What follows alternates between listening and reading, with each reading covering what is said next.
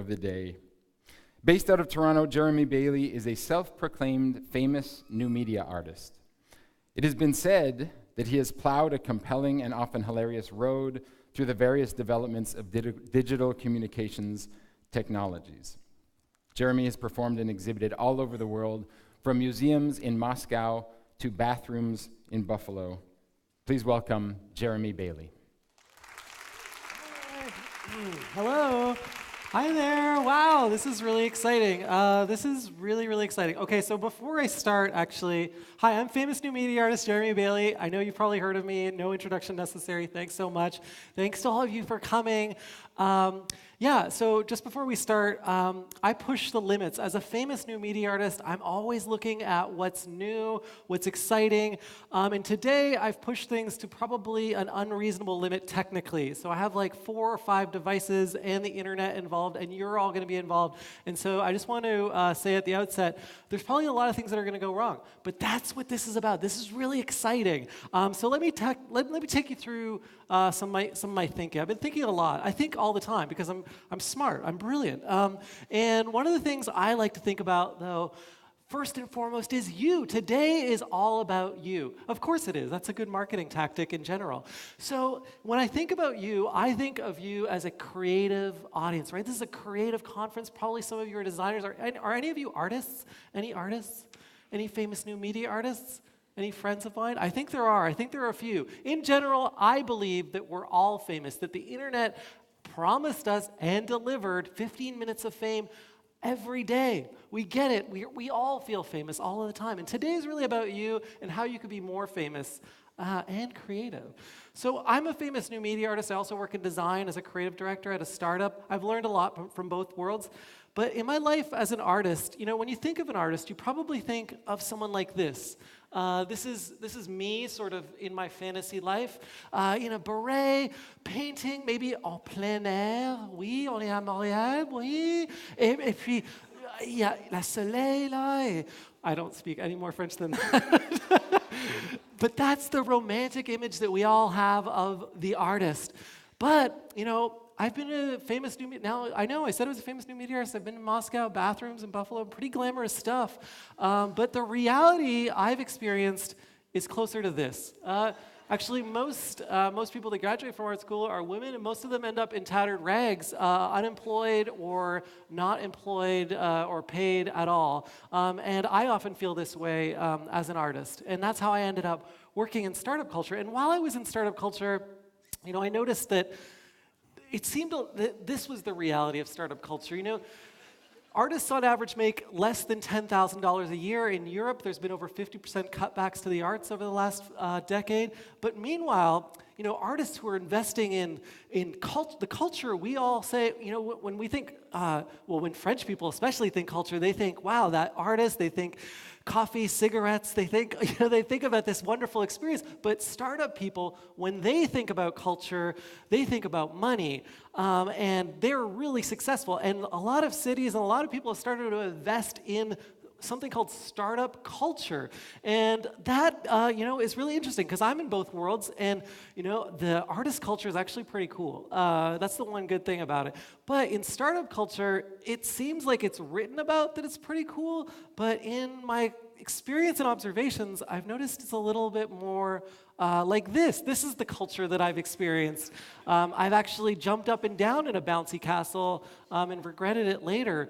And sometimes, though this is like the highlight, in some places, thankfully places I haven't worked, the culture is actually closer to this. And we might have all heard about Uber, and I know, it seems like probably disproportionate and not really anatomically correct.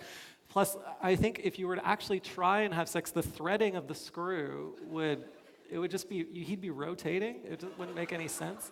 But it gets across the analogy, right? If we were working at Uber, this is how we'd feel every day, running away or running after our colleagues.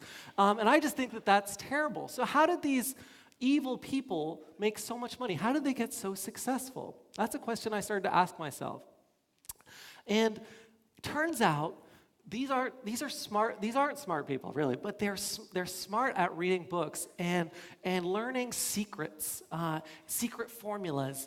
And some of them traveled to Japan, where in Japan, who the Americans had kind of brushed off as like, oh yeah, they just make tin can cars. In the 80s, the Japanese were revolutionizing the way products got designed and built. And they came up with something called lean. And one concept of lean, which they call Kaizen.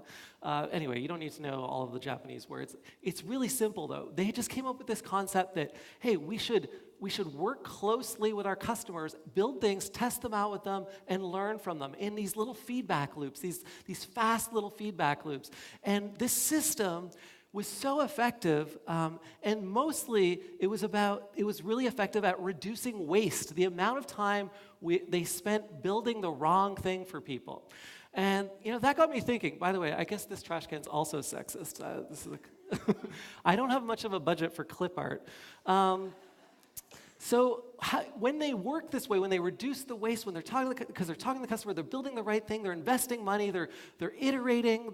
These are probably terms you're used to. If I'm thinking this audience is used to, you get what's called the hockey stick of growth. We've all heard about this in startup culture, and this is obviously a hockey stick, and then you launch off in, I guess, a minion on a rocket ship of growth, because you get, once you hit that sweet spot, that what they call product market fit, you're off to the races. You're off on the hockey stick of growth, and that's just like wonderful for them. They figured it out. They have this like scientific formula to be successful. So you can be a terrible person and be successful.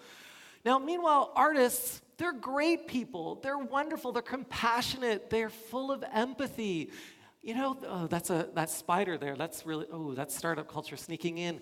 But, artists are like a big hug, right? But I often say, if only hugs could scale, right? If only hugs could grow like a hockey stick. If only they could launch like a rocket ship. But they can't.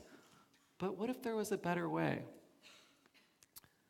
What if we took the best of the art world and combined it, the best of the artists, the empathy, the compassion, caring about other people, not raping them, not being racist. What if we took all that non-rape and non-racist stuff and combined that with the secret formulas of the startup world?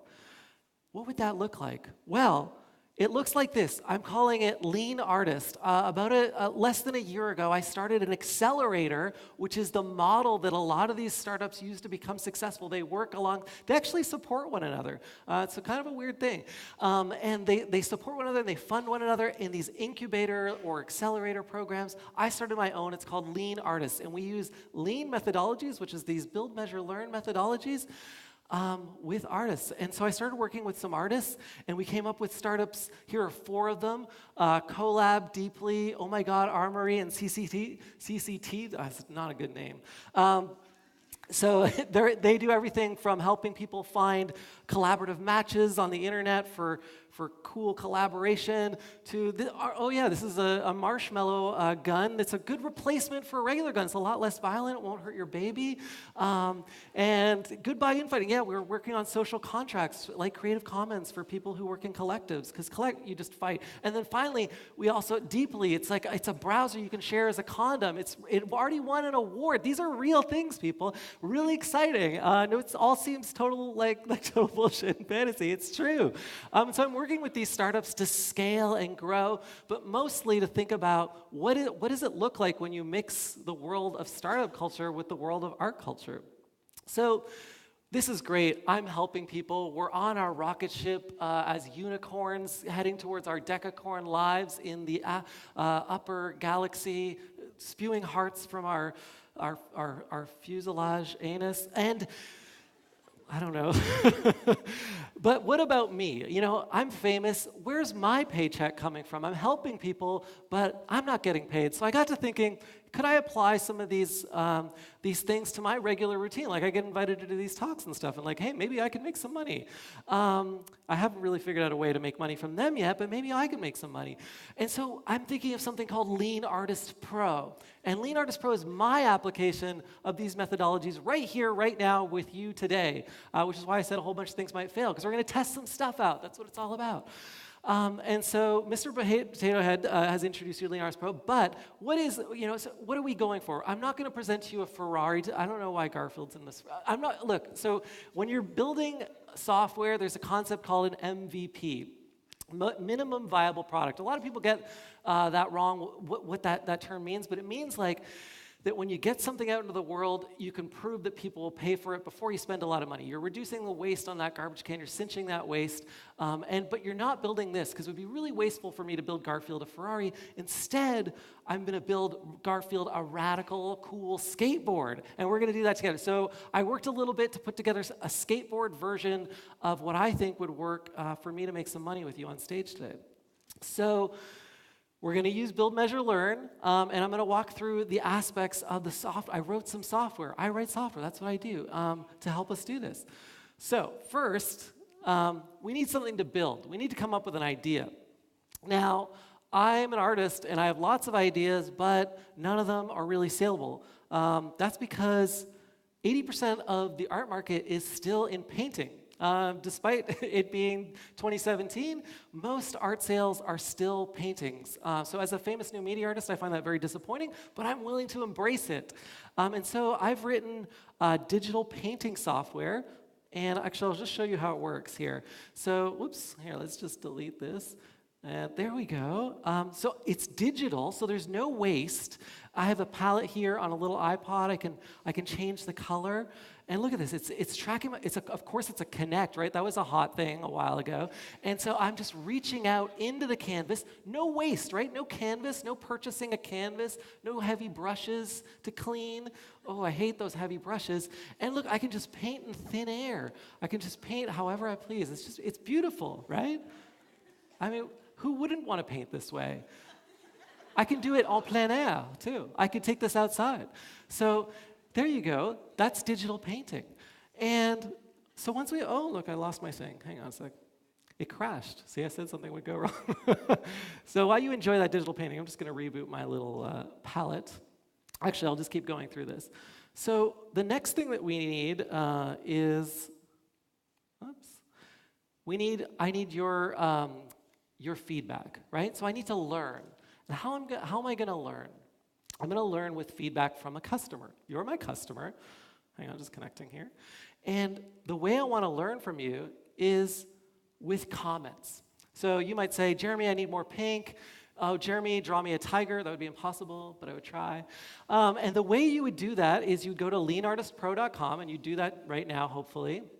And when you arrive on that website, you'll see a preview of the current painting, the ability to enter in a comment. I'll just try it here. Now, I'm running off of my phone as LTE, and so it's using a sophisticated, I think, push service, and theoretically, it should work. You should be able to send me messages, but only one out of every two might get through to the screen. So if you go to leanartistpro.com, go there now. Oh, already it's working. That's good. So I was just checking with you all to see if it was going to work, and it is, which is good, because that would have been our first fail. Oh, I'm so famous. Make more money. Okay, so the next thing we need to do is measure, right? I want to measure if I'm successful once I have it in the market. So we have something in the market. I have a mechanism for feedback. How am I going to measure? Well, the best way I've learned to measure is with credit cards. So it's by selling, and I want to sell right here on stage. And so the paintings on leanartist.com, if you go to leanartistpro.com rather, you can buy them. And the spoiler alert is I'm not going to leave the stage until we sell one today. Now, the way it's going to work is your feedback to me will make the cost go down, and my time investment, which has some value, actually $5 a minute worth of value, as I've calculated here, will make the price go up. So as time goes on, the price will go up. So let's get started. I think, oops, that's if things failed. They did not fail, so we'll get started. So I'm going to delete the painting, and then I'm going to look for your feedback, and I'm going to try and paint something beautiful here. And we'll know that I'm successful when we hear an air horn, or on screen there'll be, anyway, just buy it. Okay, so let's get started. What do we have here? Oh, yeah, so by the way, down here in the corner, I didn't know it was going to be black, but there you go. There's the price and the time counting down. So in 38 seconds, it's going to be a $10 painting. Landscape, yes, landscape. We need some green down here probably, and we need, oh yes, Chuck E. Cheese. Oh, birds, okay, Chuck E. Cheese. Birds, clouds, okay, clouds in the sky. There we go. We can go abstract. How about swirls? Yes, swirls. Pinks. How about pink swirls? Oh yes, purple. There we go. I can respond. Splotches. Yes, their splotches are pretty much the only way I can paint here. Triangle, moose, more cowbell. Intersectionality. Yeah, sure. Rugs. I can do rugs. Maybe a rug is a different color. Let's mix that up a little bit. A little pink here, and there we go. Whoa, this is getting exciting. And my palette crashed again. That's great. But I'll just keep painting in blue, even though you don't want it. Here we go. Beautiful, beautiful. More blue. Okay, I have no other choice because my palette crashed, like I said. Hang on a second here. There we go. McDonald's fries. Yes, blue McDonald's fries because that's what I can do right now. And maybe we'll move down here a little bit. Yeah, that's great. Okay, I'm back in. Less. I've got color less blue. You're right. It's too blue. It's my blue period, but we're moving in to my green period. No, we want pink. We want red. We want Alex. No, recall. Keep it minimal. Oh, you're right. Just relax. Keep it minimal. Just relax. Now, what's our price? $12. I can't believe we don't have a sale because it costs me $50. Oh, yeah. Okay, so I knew at this point you would be a little skeptical. And I thought, you want choice. You want choice. The modern consumer wants choice. And so I added some choices. So yes, oh yeah, that's still me failing. Hang on. So yes, you can have a canvas. And people didn't really know what they're going to get. So here's a canvas. This is the rough proportion relationship to my body that would arrive to you in the mail as soon as you order. Order right now online at leanartistpro.com. And if you didn't want a canvas, though, so you didn't know what that was, but hey, you want choice. How about a mug? You could have a mug. You could have the same painting on a mug. It's a beautiful mug, which you can't see in my hand right now. Or you could have a tote bag. Why not a tote bag? And that's something you can carry around. People like, where'd you get that amazing painting? And it would be a referral opportunity for me. But we also have jets because this isn't ready yet. This is just for the more wealthy audiences. But you might want to paint your private jet. And I'm willing to accept special orders. It's a sales channel that's not on stage, but I'll talk to you after. So thank you. Now let's make a purchase up. Okay, now that you know what you can get, let's buy something. Silly BS. Well, I think that's a little insulting, but come on. Let's see here. Come on, just a sale. I'm looking for a sale. Has anyone bought it and maybe it didn't go through? That's kind of something that I have to worry about. I mean, if no one's willing to spend $4, that's pretty low to get me off the stage. Maybe I'm just so entertaining. I never thought of that. I love you. Oh, you're right. I am. Okay, well, if I was maybe more boring or hateful like those Silicon Valley people, this would work out. Oh, wait, there is an order. There is an order. It just didn't come through yet on the thing. Okay, yes, Colin, can you put your hand up? Colin, where are you? Stand up, Colin. There you are. Thank you so much. I love you. Okay, so Colin just proved that I can lose $46 on stage with you. Thank you so much, Colin. You proved that this is not a successful product, that I'm a failure. That's okay. Like I said, I'm Jeremy Bailey, famous new media artist. Thank you so much. Colin, we'll be in touch. I can't wait to send you a mug, tote, or canvas, or potentially a private jet. Let's talk about it. Thanks so much, everyone. I'm famous new media artist Jeremy Bailey. Love you. Thanks.